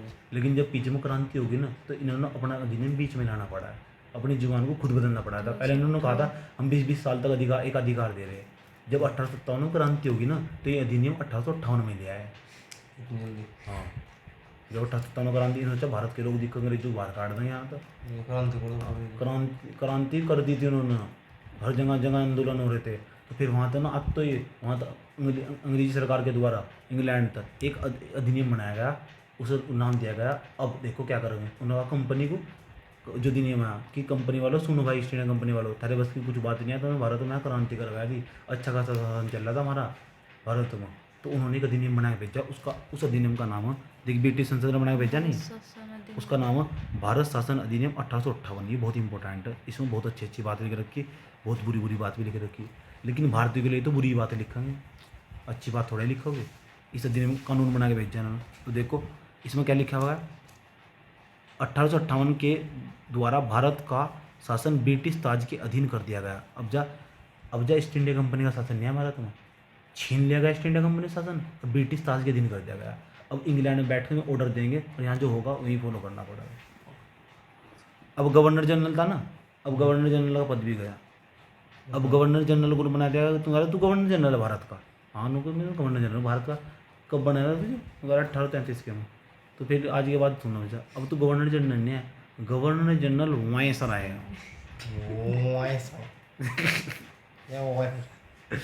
तो गवर्नर जनरल वायसराय कहना लगा। अब जाओ, ये कई बार पूछा गया कि भारत का गवर्नर जनरल को कब भारत का गवर्नर जनरल वायसराय बना दिया गया और भारत शासन अधिनियम 1858 के तहत। 1858 ये भी पूछा जाएगा कि 1858 में भारत का गवर्नर जनरल वायसराय का मतलब जी कर भारत का राष्ट्रपति बन गया, वो मालिक बन गया भारत का वो। और इनके सब कुछ बन गया मुझे। हाँ, भारत का वायसराय सबसे पहली बार पता कौन बना है? लॉर्ड कैनिंग बना है। लॉर्ड ये कैनिंग कई बार पूछा जाएगा। भारत बताओ का भारत का प्रथम वायसराय वायसराय। सबसे प्रथम वायसराय कौन बना? प्रथम वायसराय बना है लॉर्ड कैनिंग। याद रहेगी बात है, ठीक। इसी अधिनियम के द्वारा इसमें भारत के राज्य सचिव का पद भी सृजित किया गया। ये बहुत इंपॉर्टेंट है। एक तो भारत का गवर्नर जनरल होगा, गवर्नर जनरल वायसराय। अब भारत का गवर्नर जनरल नहीं रहा, भारत का गवर्नर जनरल वायसराय बना है। इसमें एक पद और बनाया गया राज्य सचिव का। पूछिए यू कौन है, यू क्या करेगा? इनने कहा ये भारत पर प्रशासन करेगा, सारी शक्ति इसमें जागे, जिसमें भारतीय प्रशासन पर संपूर्ण शक्ति निहित थी। देखो, एक राज्य सचिव का पद बनाया गया। ये कई बार पूछा गया कि बताओ भारत के अंदर पहली बार राज्य सचिव का पद कब बनाया गया? तो भारत शासन अधिनियम 1858 के तहत। 1858 के तहत। और सारी राजनीतिक शक्ति उसके हाथों में चलेगी, राज्य सचिव की। हाँ, देख, जिससे भारतीय प्रशासन पर संपूर्ण नियंत्रण की शक्ति उसमें नहीं थी, राज्य सचिव। उसकी सहायता के लिए 15 सदस्यीय कमेटी का प्रावधान करा गया था। ये भी सवाल पूछा गया। देखो, जैसे मैं राज्य सचिव हूँ, भारत का मैं राज्य सचिव हूँ, मेरे लिए 15 सदस्यों की कमेटी बनाई गई। वो मुझे एक्सपर्ट बैठाएंगे, वो मुझे सलाह देंगे भारत में किस तरह शासन करना। समझ में आया बात? यार आगे चलो। तो उसके बाद ना 1858 के बाद 59, 60, 61, 3 साल बाद फिर दर्दुआन का फिर एक और अधिनियम ले आएंगे। समझ में बात? यार इसमें बता क्या लिखा है उन्होंने? भारत परिषद अधिनियम 1861 के नाम से जाना गया। कानून बनाने की प्रक्रिया में भारतीय प्रतिनिधियों को शामिल करने की शुरुआत हुआ। ये तो अच्छी बात है भारतीयों के लिए, यानी भारतीयों के लिए कानून बना रहे। तो भारत के लोग क्यों कर रहा था? भारत के लोग आंदोलन कर रहे थे सड़कों पर, तो हम भारतीयों के लिए कानून बना रहे और भारत में बैठ कर बना रहे और उसमें एक भी भारतीय नहीं है। समझ बात है? और वहाँ इंग्लैंड में भी आंदोलन होने लगे। इंग्लैंड में तो भारत के लोग रह थे, तो फिर उन्होंने उनकी मजबूरी बन गई अधिनियम बनाना, और अधिनियम बनाया भारत परिषद अधिनियम 1861। और उन्होंने बना के भेजा। पता क्या कहा उन्होंने कहा कि भारतीयों के लिए न अब जो अंग्रेज भारत में बैठकर कानून बनाएंगे, जो भारत की जो राज्य सचिव का जो पद है ना, इसमें ये जो बैठकर जो कानून बनाएंगे, कुछ भी कानून बनाएंगे, जो गवर्नर जनरल वायसराय हैं जो बैठकर कुछ भी कानून बनाएंगे ना, उसमें भारत के लोग होने जरूरी है। ऐसी बात कही गई और भारत परिषद अधिनियम 1861 में। ये तो बहुत अच्छी बात है। भारतीयों को पहली बार चुप डाला जा रहा है, समझ लो, तो बहुत अच्छी बात है। लेकिन भारतीयों की बात कहा गया, तुमने सिर्फ बैठ कर सुन सको संसद में कानून, ना तो तुम वोट दे सकते ना बोल सकते। समझ में आ बात? इस अधिनियम में मद्रास और बम्बई की प्रेसिडेंसी को पुनः विधायी शक्ति देकर विकेंद्रीकरण की शुरुआत कर दी गई। पहले सारी शक्ति छीन ली थी उनकी। उन्होंने कहा कि बंगाल पर जो 1773 का जब रेगुलेटिंग एक्ट आया था, जो 1773 का रेगुलेटिंग एक्ट आया था नहीं, इसमें क्या कहा गया था? मद्रास और जो बम्बई है ना, ये तो मद्रास और बम्बई है। मद्रास और बम्बई जो बंगाल पर शासन करेगा ना, मद्रास और मुंबई पर शासन करेगा। इसका मतलब उसकी शक्ति छीन ली गई। अब क्या करा? इस अधिनियम के द्वारा इसकी शक्ति वापस दे दी गई। कौन से अधिनियम के द्वारा? 1861 के भारत परिषद 1861 भारत परिषद अधिनियम 1861 के द्वारा बंगाल वालों को और मद्रास वालों को और मद्रास वाले थे और बॉम्बे वाले थे, इनकी प्रेसिडेंसी के लिए उनकी शक्ति उन्हें वापस कर दी गई और विकेंद्रीकरण को बढ़ावा दिया गया। ये बहुत अच्छी बात है कि वहाँ के शासन खुद करेंगे। इससे क्या है? स्थानीय स्वशासन को बढ़ावा दिया जा रहा है। ये अच्छा माना जा। समझ में आई बात? क्या इसने वायसराय को आपातकाल अध्यादेश जारी करने के लिए अधिकृत किया। ये बहुत इंपॉर्टेंट है। देखा नहीं उन्होंने, अगर आपातकाल आ रहा हो तो भारत का जो राष्ट्रपति हो अनुच्छेद 123 के तहत अध्यादेश जारी कर सके, कानून बना, वो अध्यादेश कानून की तरह काम करे। इसी तरह ना वायसराय को आपातकाल के समय में अध्यादेश जारी करने की शक्ति दी गई। ये बहुत इंपॉर्टेंट है। जो अधिकतम 6 माह की अवधि तक ही प्रभावी हो सकती थी, वह 6 माह तक ज़्यादा नहीं चल सकती वो अधिनियम जो बनाएंगे भारतीय। फिर उसके बाद आया 1892 में, 61 के बाद 92 में आया भारत परिषद अधिनियम 1892 के माध्यम से केंद्रीय और प्रांतीय विधान परिषदों में के अतिरिक्त सदस्यों की संख्या बढ़ा दी गई। केंद्रीय और प्रांतीय विधान परिषदों के अतिरिक्त सदस्यों की संख्या बढ़ा दी गई। इसका मतलब समझो क्या है। भारत परिषद अधिनियम 1892 आया, इसमें क्या लिखा था, केंद्र और प्रांतीय विधान परिषदों के में अतिरिक्त गैर सरकारी सदस्यों की संख्या बढ़ा दी गई। एक बात बताओ कर, एक तो केंद्र में हमारे यहाँ लोकसभा राज्यसभा हो और ये राज्यों में यहाँ विधानसभा हो, तो इस तरह थी पहले भी। और उन्होंने पता क्या करा था, अंग्रेजों ने उठाया और इनमें सदस्य संख्या बढ़ा दी। जैसे यहाँ विधानसभा की 70 सीट है, 50 उसमें 80 कर दी, ऐसा करो। तो केंद्रों में और जो प्रांत थे, प्रांत का मतलब राज्यों में, इन्होंने सीट बढ़ा दी ऑटोमेटिक गैर सरकारी सदस्यों की, जो सरकारी नहीं आते। समझ में आया बात ये। केंद्रीय विधान परिषद के भारतीय सदस्यों को वार्षिक बजट बहस करने और सरकार से 6 दिन की पूर्व नोटिस सूचना प्राप्त करने का अधिकार देगा। ये कई बार पूछा गया। वो कौन सा दिन है? भारत परिषद अधिनियम 1992 1892। इसमें पहली बार ऐसे कहा गया कि भारत के लोगों आ जाओ, बजट पर बहस कर सकते हो, तुम वोट डाल सकते हो। बजट पर बहस करने, उस बजट की बहस को सुनने के लिए अधिकार दे दिया गया पहली बार। परंतु पूरक प्रश्न पूछने का अधिकार नहीं आता, ना मतदान देने का अधिकार था भारत के लोगों को। मतलब कितनी बड़ी जाति करी इनके साथ। सीमित अर्थों में निर्वाचन पद्धति का आरंभ किया गया, इस अधिनियम की महत्वपूर्ण विशेषता थी। निर्वाचन पद्धति का आरंभ हुआ, निर्वाचन पद्धति दे दी गई। अब निर्वाचन पद्धति पता क्या हो, अभी बताता हूँ। 1909 में भारत परिषद अधिनियम 1909, वो 1892 के बाद 1909 का आया सीधा। इसमें पहली बार मार्ले और जो मिंटो थे, ये लेकर आए मार्ले मिंटो। ये मार्ले तो पता कौन था, ये भारत सचिव था। और जो मिंटो था ना, ये भारत का गवर्नर जनरल था। सही बात। दो पद नहीं बनाए थे कि भारत का सचिव होगा, एक ही होगा वायसराय। तो जो वायसराय पता कौन था, जो मिंटो था। और जो मार्ले था, ये भारत सचिव था। तो मार्ले मिंटो से लेके आया मैंने। सही बात है। मार्ले मिंटो सुधार के आया, इस अधिनियम का दूसरा नाम मार्ले मिंटो सुधार के नाम से भी जानते थे। क्या तो कह दो भारत परिषद अधिनियम 1909, या कह सको मार्ले मिंटो सुधार 1909 के नाम से भी जानते हैं। अब इसमें क्या खास बात है, इसमें बहुत इंपॉर्टेंट बात, इतने डेंजर्स निकले हैं। इन्होंने सोचा अगर भारत में राज करना ना तो हिंदू और मुस्लिम को बांट दो, और ये हिंदू मुस्लिम का कार्ड इनके द्वारा खेल लगाया। इन्होंने पहली बार 1909 में आकर ना, एक तो बंगाल का विभाजन कर दिया, मुस्लिम वाला क्षेत्र अलग कर दिया। 1905 में बंगाल का विभाजन कर दिया ताकि मुस्लिमों को अलग कर दो, हिंदू को अलग कर दो। ये जो चाल इनकी खेली हुई है आज तक का हमारे आज तक दिखाई दे रही है। और 1909 में तो इन्होंने मार्ले मिंटो सुधार, मार्ले और मिंटो इतना तेज था, पता क्या करा इन्होंने, अब तो ही उन्होंने कहा मुसलमानों को, इनकी एक पार्टी थी मुस्लिम लीग, उन्होंने कहा एक काम करो तुम अपना नेता खुद ही चुनो, यानी मुसलमान के लोग ही वोट डाल लेंगे, मुसलमान को ही वोट डाल लेंगे, इसे निर्वाचन पद्धति बोल लेंगे। मान लो कल को तो दलितों को खड़ा हो रहा है, दलित के वो वोट डाल लेंगे, यानी हम अपने नेता को खुद ही चुन सको अपनी जाति में। तो ही सही बात है। एक तो देश को बांटने वाली बात होगी, सही बात है। तो जो बांटो और राज करो की नीति बनाई थी अंग्रेजों ने, सही बात है। तो ये कई बार पूछा गया, मुस्लिमों को निर्वाचन पद्धति कौन से अधिनियम के तहत दी गई? भारत परिषद अधिनियम 1909 के तहत दी गई। इसमें लिखा हुआ इस अधिनियम के द्वारा भारतीयों को विधि निर्माण तथा प्रशासन दोनों में प्रतिनिधित्व प्रदान करा गया। भारतीयों को कहा गया चलो भाई तुम आ जाओ, विधि निर्माण में आ जाओ, हम तुम जगह देंगे। इसके तहत वायसराय की कार्यकारी परिषद में पहली बार भारतीयों को शामिल किया गया। अब जो गया था ना भारत की वायसराय परिषद में, देखो वायसराय में वायसराय हूँ, पहले हम चारों अंग्रेजी बैठा थे, कोई भारतीय नहीं बैठा था वायसराय की परिषद में। मैं वायसराय हूँ, तुम चाहे अंग्रेजी बैठा थे। पहली बार ऐसा हो रहा है 1909 का अधिनियम कि इसमें ना जब भारतीय बैठ रहे, इसमें भारतीय को शामिल कर लिया, एक भारतीय भी आया। बोल सकता नहीं, लेकिन वायसराय की जो परिषद है, मैं भारत का राष्ट्रपति हूँ, मैं अंग्रेज हूँ, तुम सब अंग्रेज हो, सारे के सारे अंग्रेज हैं, और भारतीयों के लिए कानून बना दे तो हम सब अंग्रेज हो। तो पहली बार 1909 के अधिनियम में ऐसा हो रहा है, धीरे धीरे सुधार हो रहा है ना। 1909 के अधिनियम में ऐसा पहली बार हुआ कि इस जो वायसराय की परिषद है, इसमें किसी भारतीय को शामिल करा गया, और उसका नाम भी लिख रखा है, उसका नाम है सत्येंद्र प्रसाद सिन्हा। ये पहली बार वायसराय की परिषद में जाकर बैठता है। हाँ ये होता हो जो पहली बार बैठा है वायसराय की परिषद, बोल कुछ। इस अधिनियम ने केंद्र तथा प्रांतीय परिषदों को शक्ति का बढ़ावा दिया। परिषद के सदस्यों को बजट एवं लोकहित के विषयों की विवेचना करने तथा प्रस्ताव लाने, प्रश्न पूछने के साथ साथ पूरक प्रश्न पूछने का अधिकार दे दिया गया। चलो भाई, प्रश्न पूछने के साथ साथ पूरक प्रश्न देखने का। 1909 मानते हैं ना, तुम प्रश्न भी पूछ सको चलो, लेकिन वोट नहीं दे सकते भी, प्रश्न नहीं पूछ सको तुम, बैठे ना चलो। जी ऐसा क्यों? सुधार हो रहा है, थोड़ा सुधार हो रहा नहीं हो रहा, आगे चलो।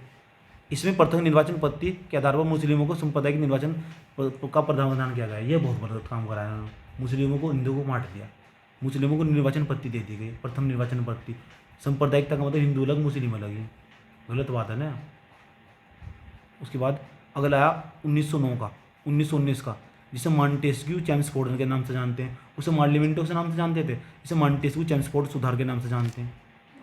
ये मॉन्टेस्क्यू कौन था? ये भारत का सचिव था। चैम्सफोर्ड कौन था? ये भारत का गवर्नर जनरल वाइसराय था। सही बात है। इस अधिनियम के द्वारा पहली बार प्रत्यक्ष चुनाव प्रणाली अपनाई गई। प्रत्यक्ष का मतलब डायरेक्ट चुनो। पहली बार बटन दबाया, चल फूकान विधायक बन गया। सही बात है। बटन दबाया, चल गजनी विधायक बन गया। ऐसा करके डायरेक्ट प्रत्यक्ष निर्वाचन प्रणाली की शुरुआत हो रही है। इससे पहले कभी प्रत्यक्ष निर्वाचन प्रणाली की शुरुआत नहीं हुई, डायरेक्ट चुनाव हो रहा।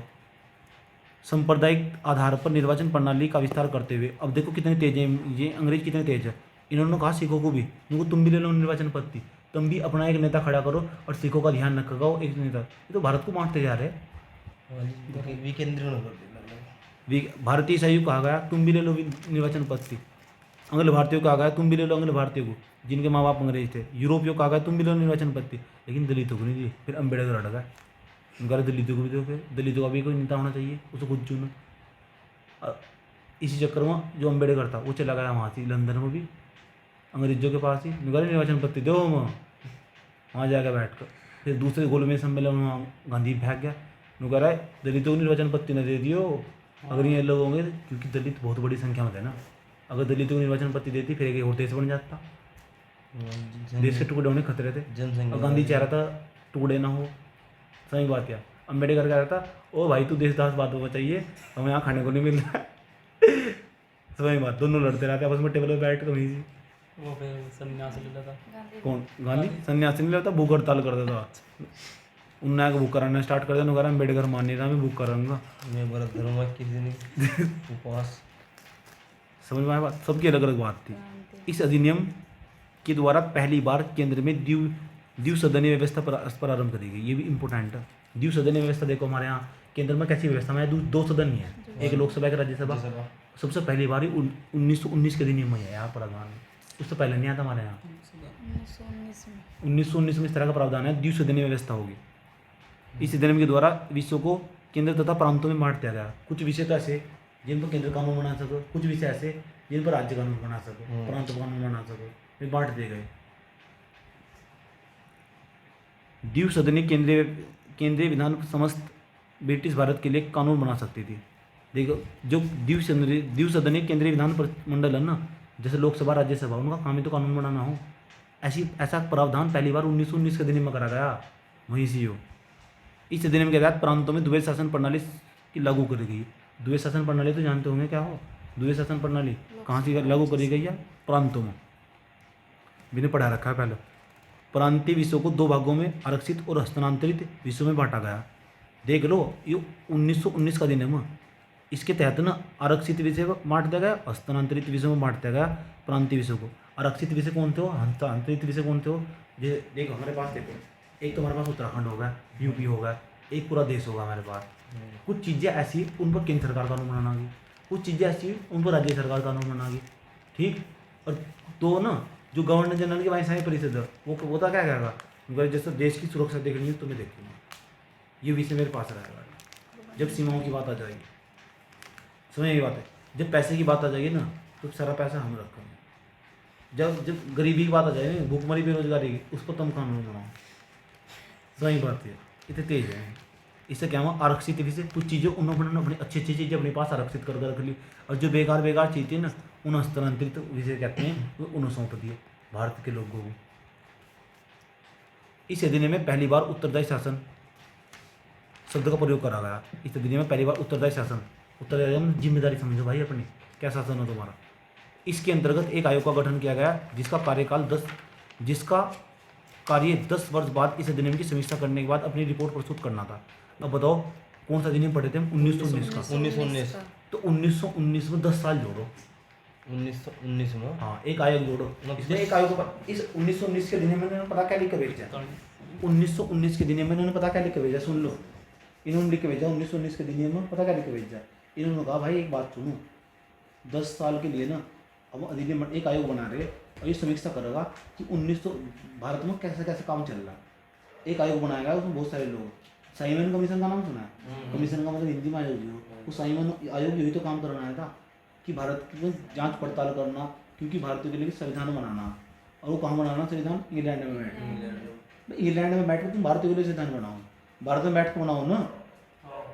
तो फिर ये आए भारत में चेक करो, चाहे चुई पीनो ना, भारत के लोगों ने जम का नजर लगाने के खिलाफ साइमन कमीशन वापस जाओ, साइमन कमीशन वापस जाओ, कहो तुम्हारी जरूरत नहीं है,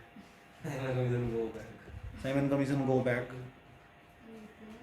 उसमें तो लाला लाजपत राय मारा गया था, उसके मत्थे पर लट्ठी लगी थी। भगत सिंह की पिक्चर देखियो, फिर भगत सिंह ने मारा नहीं कि उस असेंबली में जाकर बम फेंक कर, फिर उसे बेचारे को फांसी दे दी गई इन्होंने यार।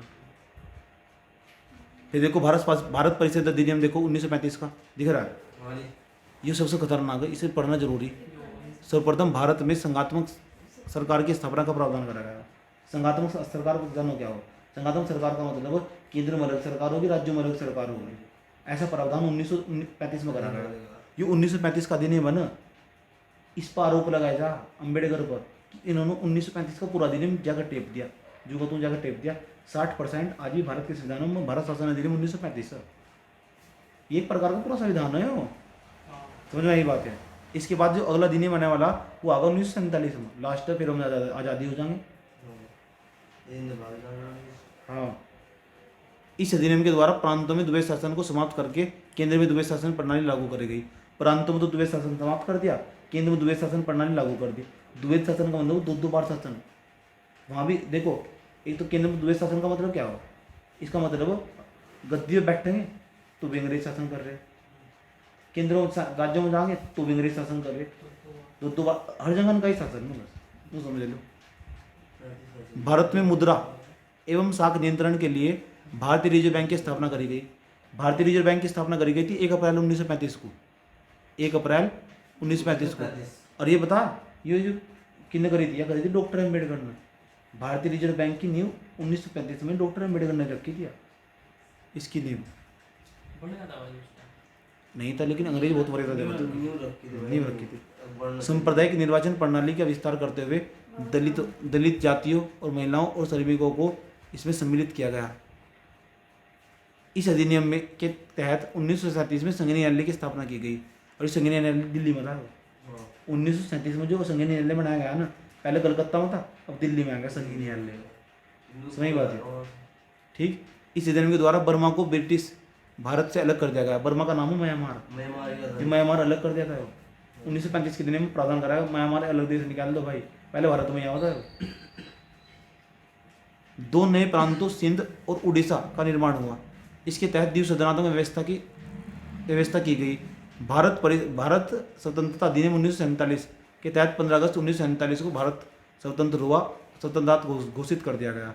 इसमें वायसराय का पद समाप्त कर दिया गया और डोमिनियन राज्य का पद दे दिया गया। याद रहेगी बात है। इसके अंतर्गत ब्रिटिश शाही को भारत का सम्राट समाप्त कर दिया गया, सारी उपाधि छीन ली गई इनसे। समझ की बात है, सारी उपाधि छीन ली गई इनसे। कहा गया भाई औकात में रहो। समझ में आया बात है। 1947 फिर हम जाकर आज़ाद हो ही गए। और ये जितने भी सवाल हैं ना सारे, ये सारे सवाल लगाओगे ना तुम आराम से हो जाएंगे तुम्हारे सारे सवाल, एक भी सवाल नहीं बचने का। पहला दूसरा सवाल, अब तीसरा सवाल, चौथा। बस एक ही बात याद रखियो, इसके अंदर कितने सवाल है सुनो, अब जितने भी सवाल है ना सुनो, डिस्क्रिप्शन भी नहीं बचना चाहिए। कल को सारा सुनूंगा मैं, सारा जितने भी सवाल है सारे सवाल सुनूंगा मैं तुमसे। 25-30 सवाल है इसमें, जितने भी सवाल है ना इसमें सारे सवाल करो इसके बजाय। इसके बाद कभी पढ़ लो ना, बात समझ में आई है। जितने भी सवाल है सारे कर रहे हैं। इस तरह का हमारा 1 घंटा समाप्त हुआ पूरा, ठीक है। और एक चैप्टर पूरा समाप्त हुआ, एक चैप्टर पूरा समाप्त होगा। अभी मैं क्या कर रहा हूँ, आराम से ना इसकी स्क्रीन को दिखा रहा हूँ, उसमें सारे क्वेश्चन दिखा रहा हूँ। इसमें आराम से पढ़ कर सकते हो तुम वीडियो में, सही। बहुत आराम से सारे क्वेश्चन दिखा रहा हूँ, जितने भी क्वेश्चन है इसमें।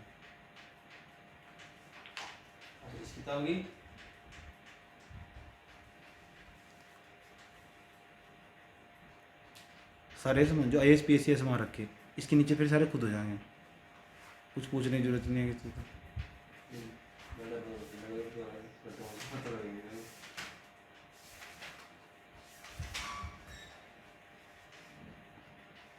वीडियो को रोक रोक कर ना बीच में सारे सवाल कर लेना। कुछ नहीं छोड़ना बिल्कुल भी, एक एक चीज़ पढ़नी चाहिए, डिस्क्रिप्शन भी सब।